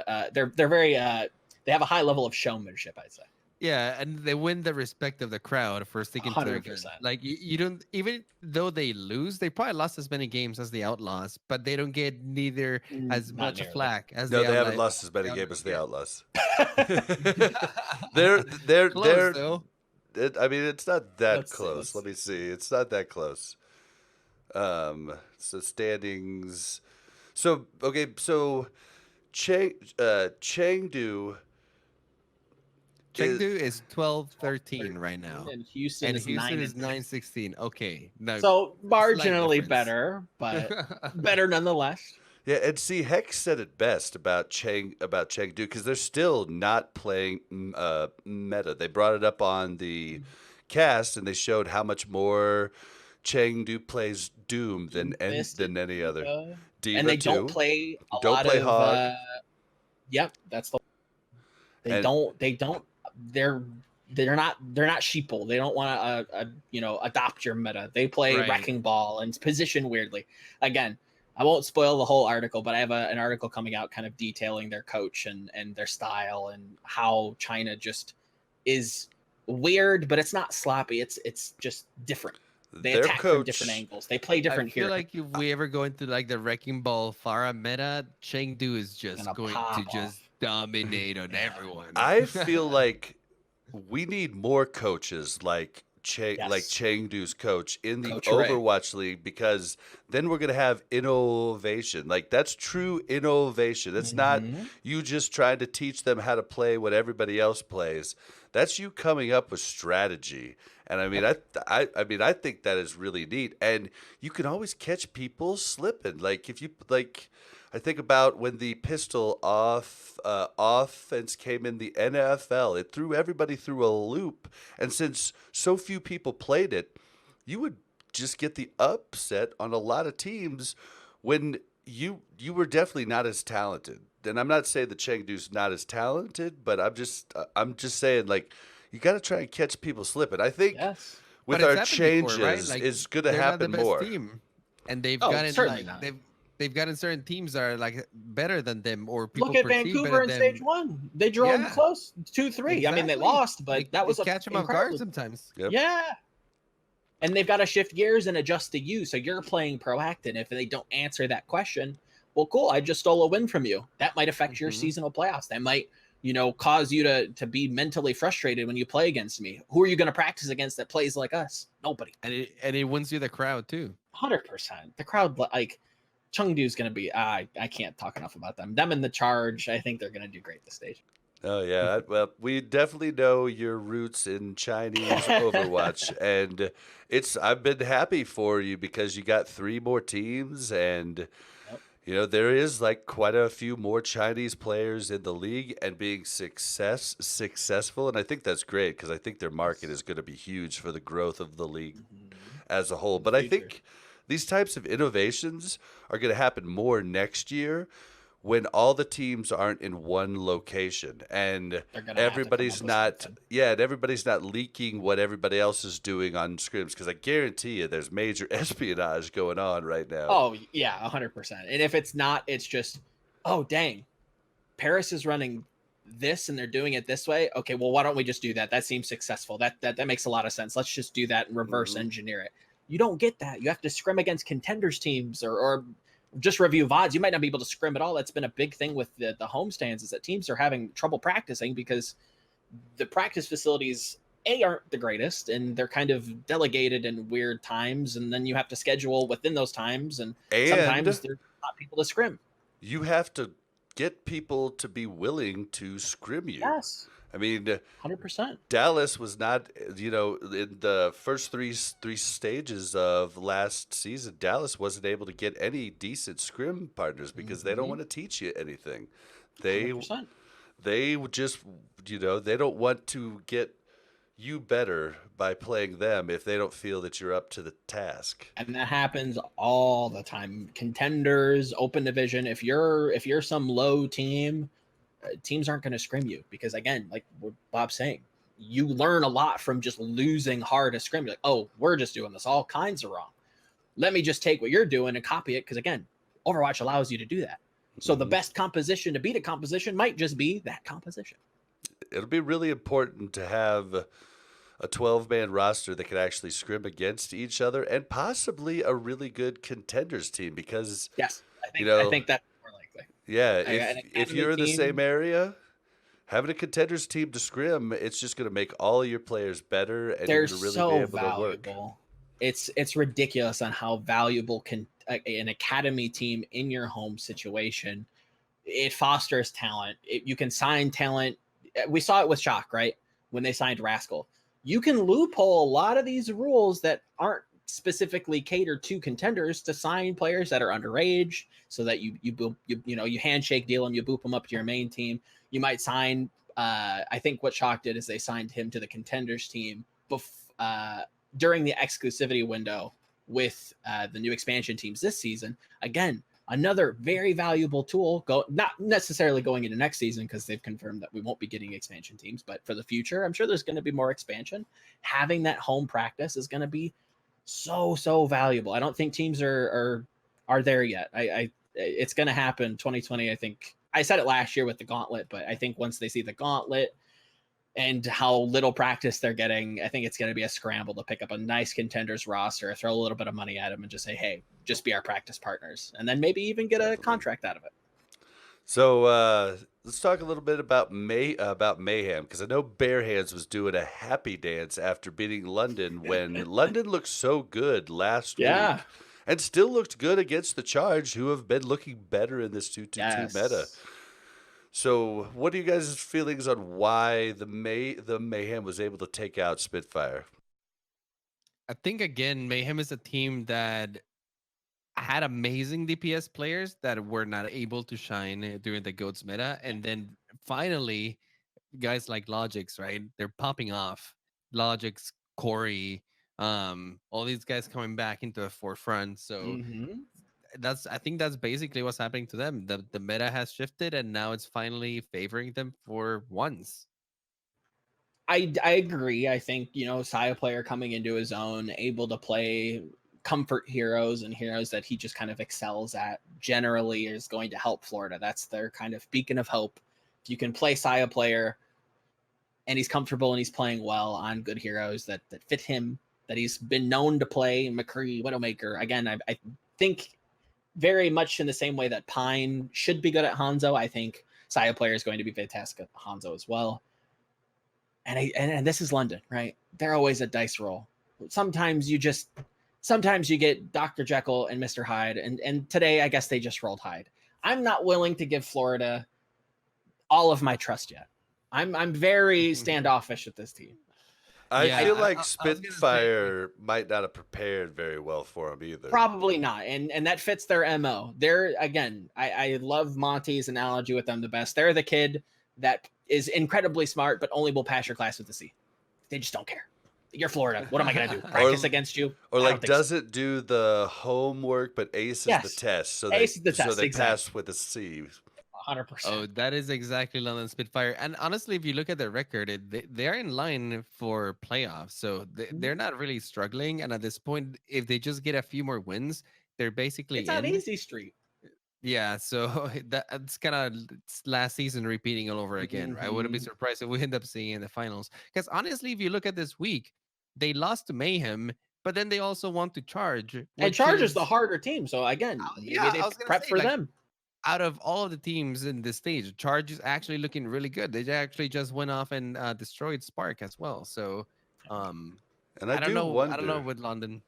I do wonder about the teams in the top 6. And if thinking is, I wonder if there is a lot of stuff going into what they plan to do in finals. But London, they need to be careful because the Fusion definitely picked it up back again this week, won both games, and they're just right behind them by 1 game. Now, London has quite a bit on the map differential, but the Seoul Dynasty's only 2 games behind. Shanghai only 2 behind, and then Atlanta Reign 3 behind. I mean, they could make it up there. The only team I'm worried about the playoffs right now is Atlanta. I think that a lot of the top 6 are looking a little bit good, especially because some of the teams in the league have such a bad record at the moment. But that being said, Atlanta is right on the cutoff where I think it can be overtaken by a few teams, right? Like Valiant is still in, Fuel can still make it, Chengdu Hunters can definitely still make it. Dude, if Atlanta wins out, they might be just in the top 6 because they have a pretty good map differential for their actual record. They have a decent map differential, and honestly, the rest of the stage is not looking super hard for them. The only match that I'm actually worried about now is Washington Justice. I think that we do have our work cut out for that match Yeah. because Corey going up against Erster is going to be a very interesting A matchup. clash of Yeah. odd titans. We wouldn't Yeah. expect it, but here we are. No, two amazing Hanzo players. I will say that right now Corey's looking just a little bit better on the Hanzo, but Erster is not that far behind. Um, and these two teams are playing this meta really well. They have slightly different strengths. It's gonna come down to like that May play. We're gonna see like the Diva versus Roadhog, like Mhm. the Vancouver, the hiking point Vancouver. Washington loves using the Roadhog, although Sansam still hasn't convinced me. I think that he's sort of the weakest link in that team for now. Um, and Probably. FRD on the Diva, so we'll see. Dude, But I if play. if Atlanta can beat I everyone play. else, I said You Washington, we're good. You didn't mention Enlear, and we know Enlear pretty well for reasons we will not say on the podcast, but I can't believe you didn't mention him. He is like looked great. He's looked really good. I think in part because of the team setting him up as well, but he's also been off in a few days, so we'll see how he goes. All right. Well, so the raid looked pretty good. Shock still looking good. The Gladiators looking a little wishy-washy. They did I think beat that's the that's Hunters. Gladiators' MO, right? They're just kind of always like they're almost there. Like you want to put them in the top 3, but then they do something silly, right? Sometimes they get ahead of themselves, putting hydration on the wrecking ball, which I think is actually pretty intelligent. It worked out especially if pretty good at times. Yeah, on control specifically, I think it's a great little pocket pick. I think if I had to guess, I think he'll be the 7th man for Team USA to cover maybe a weakness of Super. I know Super is a very vocal member of the Shock, so maybe hydration comes in and fills out some of the DPS and maybe even the main tank possibilities. But Gladiators they've always got something up their sleeve, whether it's a set play or a weird pick. I wonder a fun team. if I had to put money on one team pulling out Sigma to start the play-ins or the playoffs, Gladiators would be the ones that I would think would maybe do it. Them or Chengdu. Yeah, one of those two teams probably do it. Yeah. And so I don't know. Decay coming into his own. Decay's always Sherford doing pretty good for himself.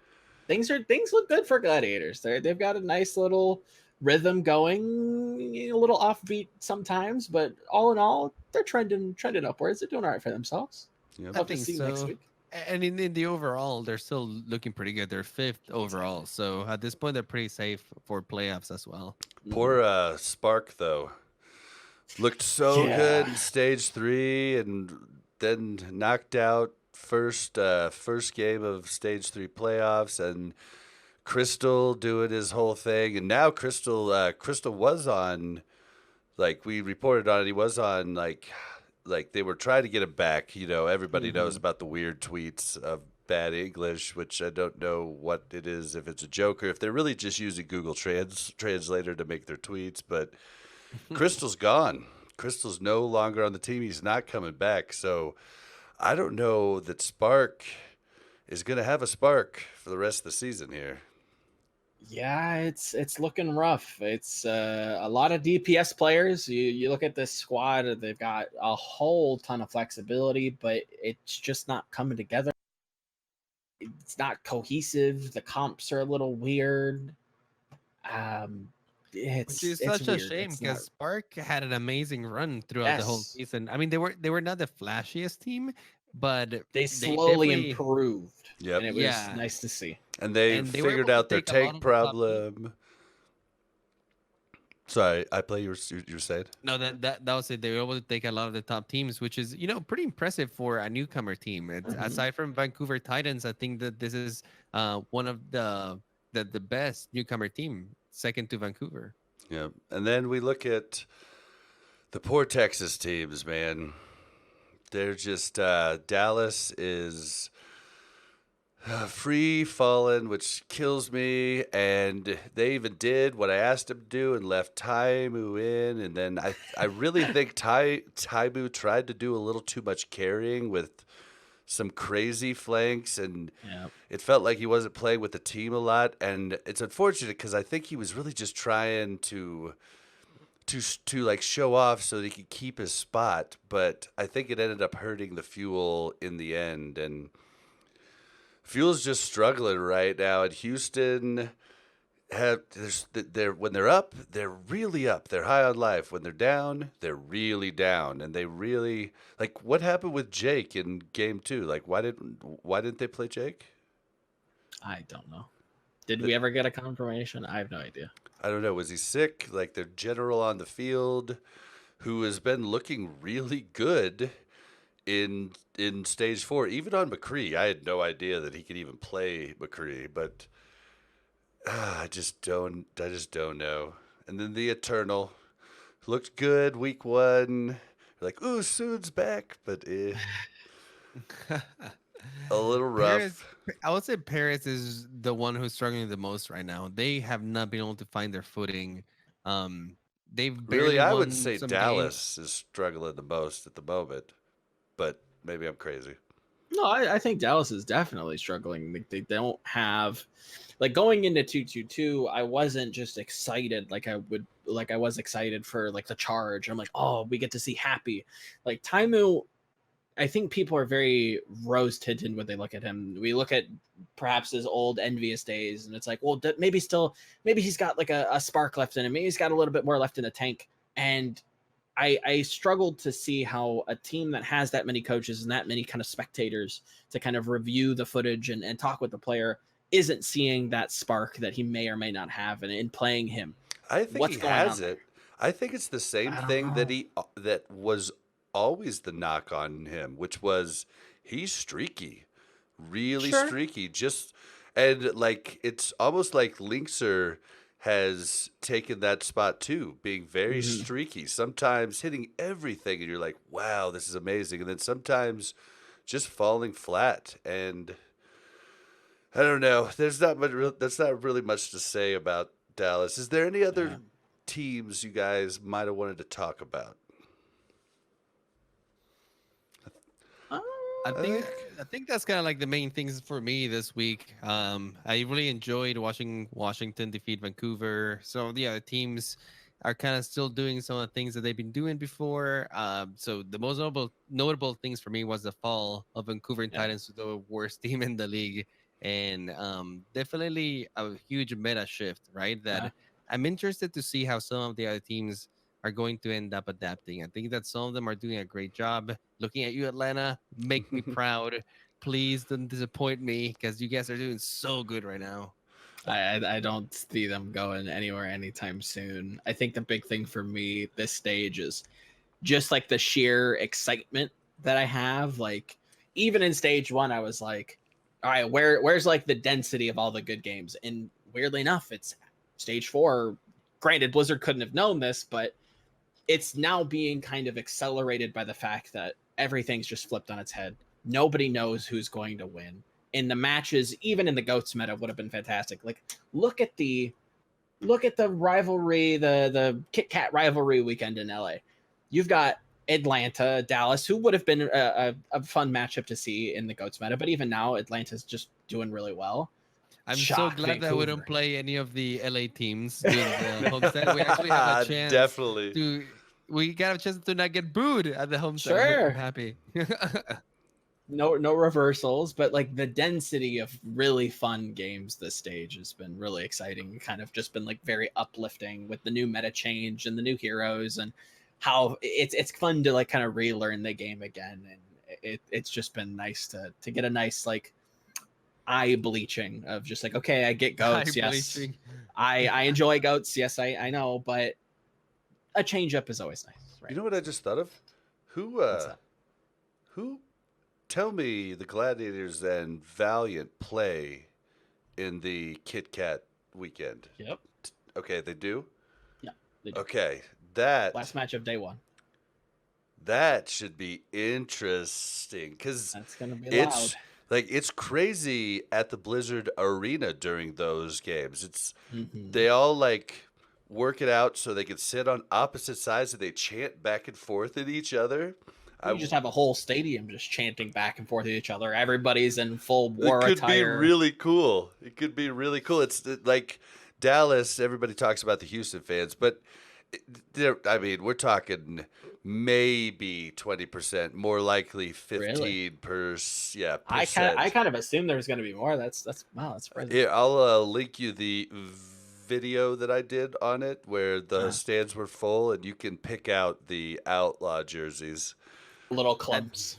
this Homestead weekend's based on just rivalries is looking like it's gonna be one of the biggest ones because Yes. you have LA versus well, Los Angeles Valiant versus the Gladiators one Yep. day, then you have San Francisco Shock versus the Valiant the next day, and those are like the That's closing NorCal matches, versus right? SoCal. Yeah, exactly. You And then got you also San have San Francisco, Francisco. Vancouver. Yeah, Vancouver, which is like already kind of like a rivalry there from the get go of the You also season. have San Francisco and Los Angeles. Oh, you just said that. Yeah, yeah, Yeah, yeah. yeah, Yeah, There's like a bunch NorCal of versus rivalries going SoCal. on.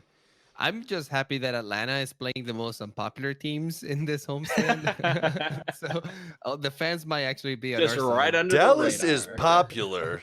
They're just You're not It's true. right. It's doing true. good right That's true. now. But Atlanta is popular too, so we can go toe to toe with Dallas. I don't It's know about it's that. kind of a shame to see like New York kind of slumping. I hope both Vancouver and New York really start to pick it up because that was like the Titanic matchup that everybody was just like frothing at the mouth for was New York versus Vancouver. You know, the young Titans coming into the league and New York just dominating season or the regular season for season one, not so much the playoffs, but that one was exciting at least early. I don't know how exciting it is now, but again, like I need this homestand's gonna be fun. I need Yeah. Vancouver to put Haxel back on Genji because don't just give me 1 week of that and let it be. I want to see more of that because that was exciting. So definitely do that. It's going to be a good time. Next week we'll have to see what happens. But we're going to start closing out a little bit here. We have a little bit of sad news. Our friend, the Switch Fox from OmnicMeta.com, has decided to call it quits. The site's going to stay up. I don't know how long it's going to work. It still worked today for me to tell you the play rates and play percentages, but he's no longer going to be actively updating the site.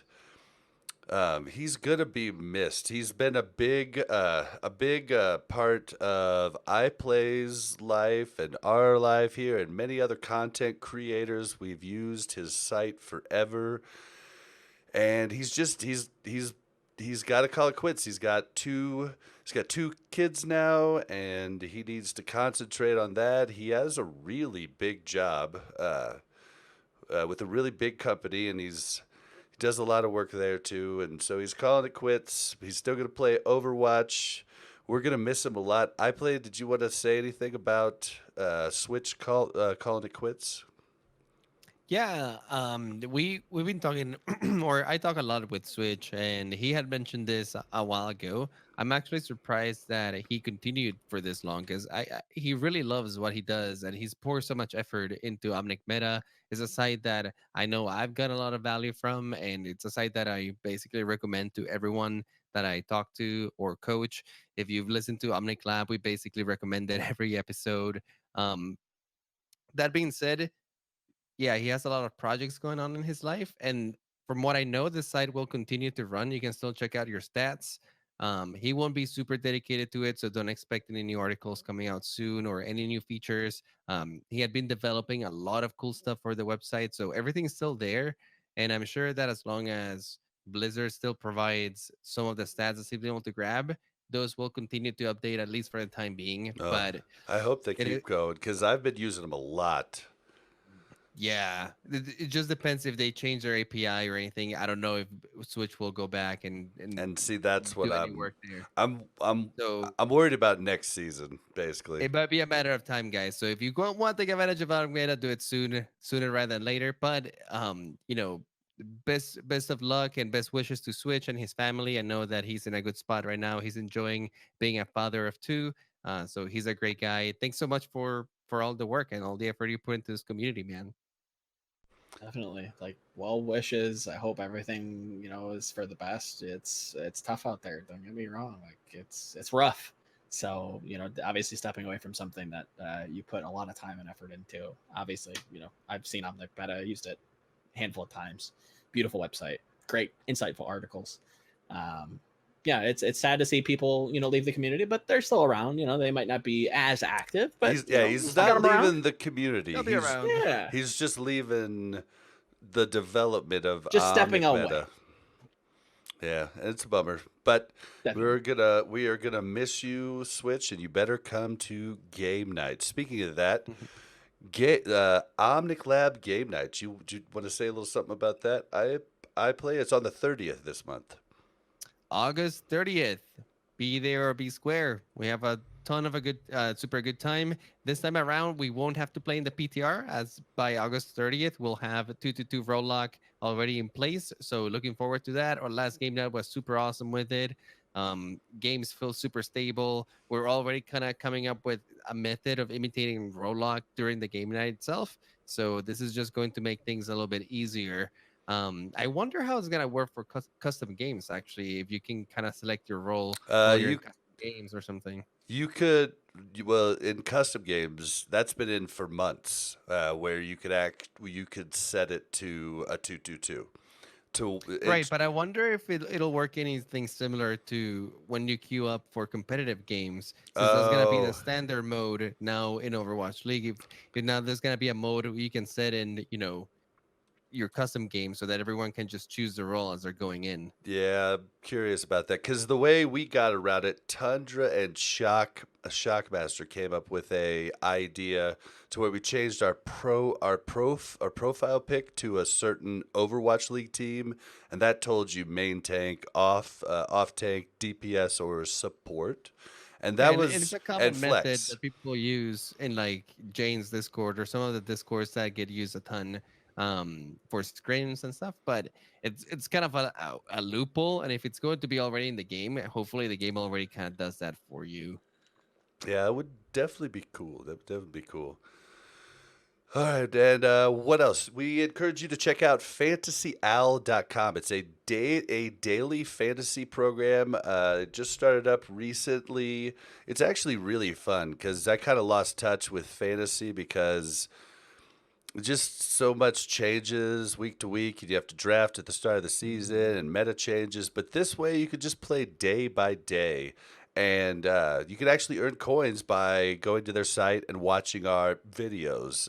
They're there, and it's not the podcast, but it's our interviews with players. We have a bunch of them there. You can earn some coins doing that. So it's been really fun for me. So we encourage you to check out fantasyowl.com. All right, we have a iTunes review, and I want iPlay to read it here. Ooh, iTunes review, longtime listener from Mr. I Can Do That. Gotcha. I've been listening to this podcast in season 1 of Owl, and I really enjoy it.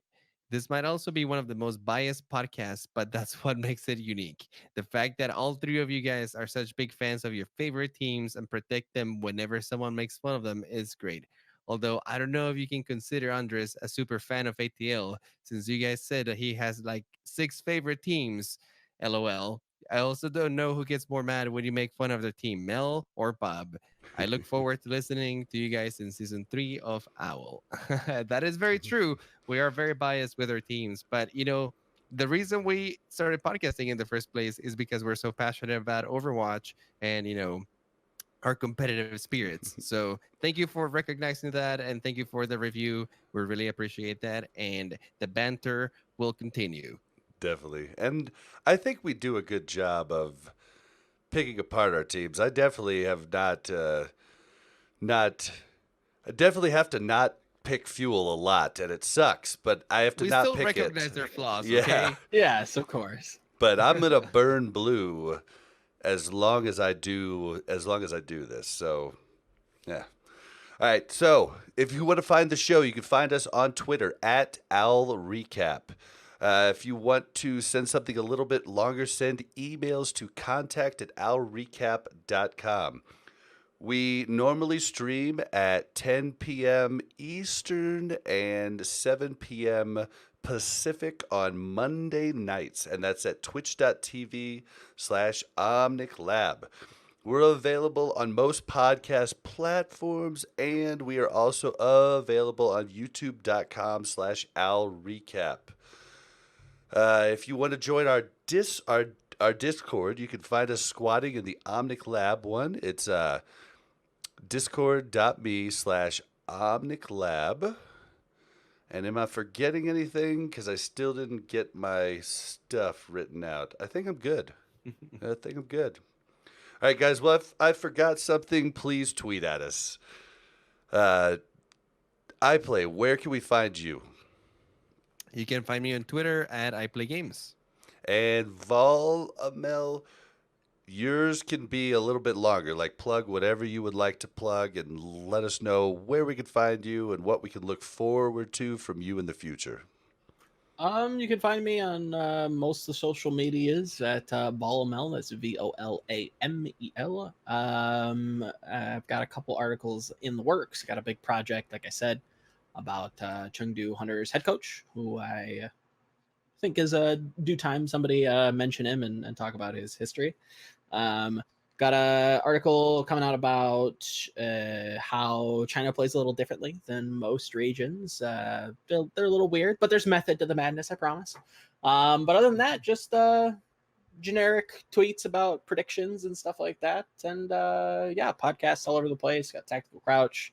I'll be on Around the Payload to Wednesday. Tactical Crouch is tomorrow.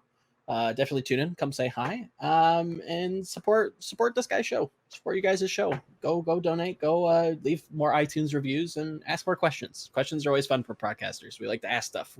We love them. We don't talk to screens for a living for nothing. So come ask as much as you would like. Definitely, we love to talk. And what's crazy is poor Volamel here. I asked him to come on the show last week. He's like, yeah, definitely. And then Deathblow got sick, so Volamel subbed in for him today before this podcast. He's also got to do his own Tactical Crouch, and then he's on ATP.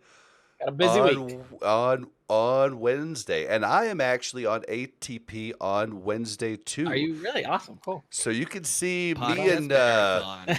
and you can see me and Mr. V take the gloves off. We won't be as cordial as we are right now. We're gonna be going after each other trying to win. So you can check that out, and that's at twitch.tv/ oh my gosh, oh no.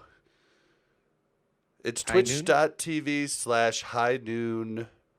I think Podcast, I think. Is it? I think that's why they're streaming. High Noon Podcast, yeah. Okay. Sure. So definitely check us out there. And if you want to find me, you can find me and everything I do on Twitter at @Blazin_Bob. That's BLAZZIN_BOB. I beat Volamel last time. Let's see if I can repeat. I doubt it because he's just way smarter than me. But we will see. Thank you, everyone, for coming, and we will see you next time.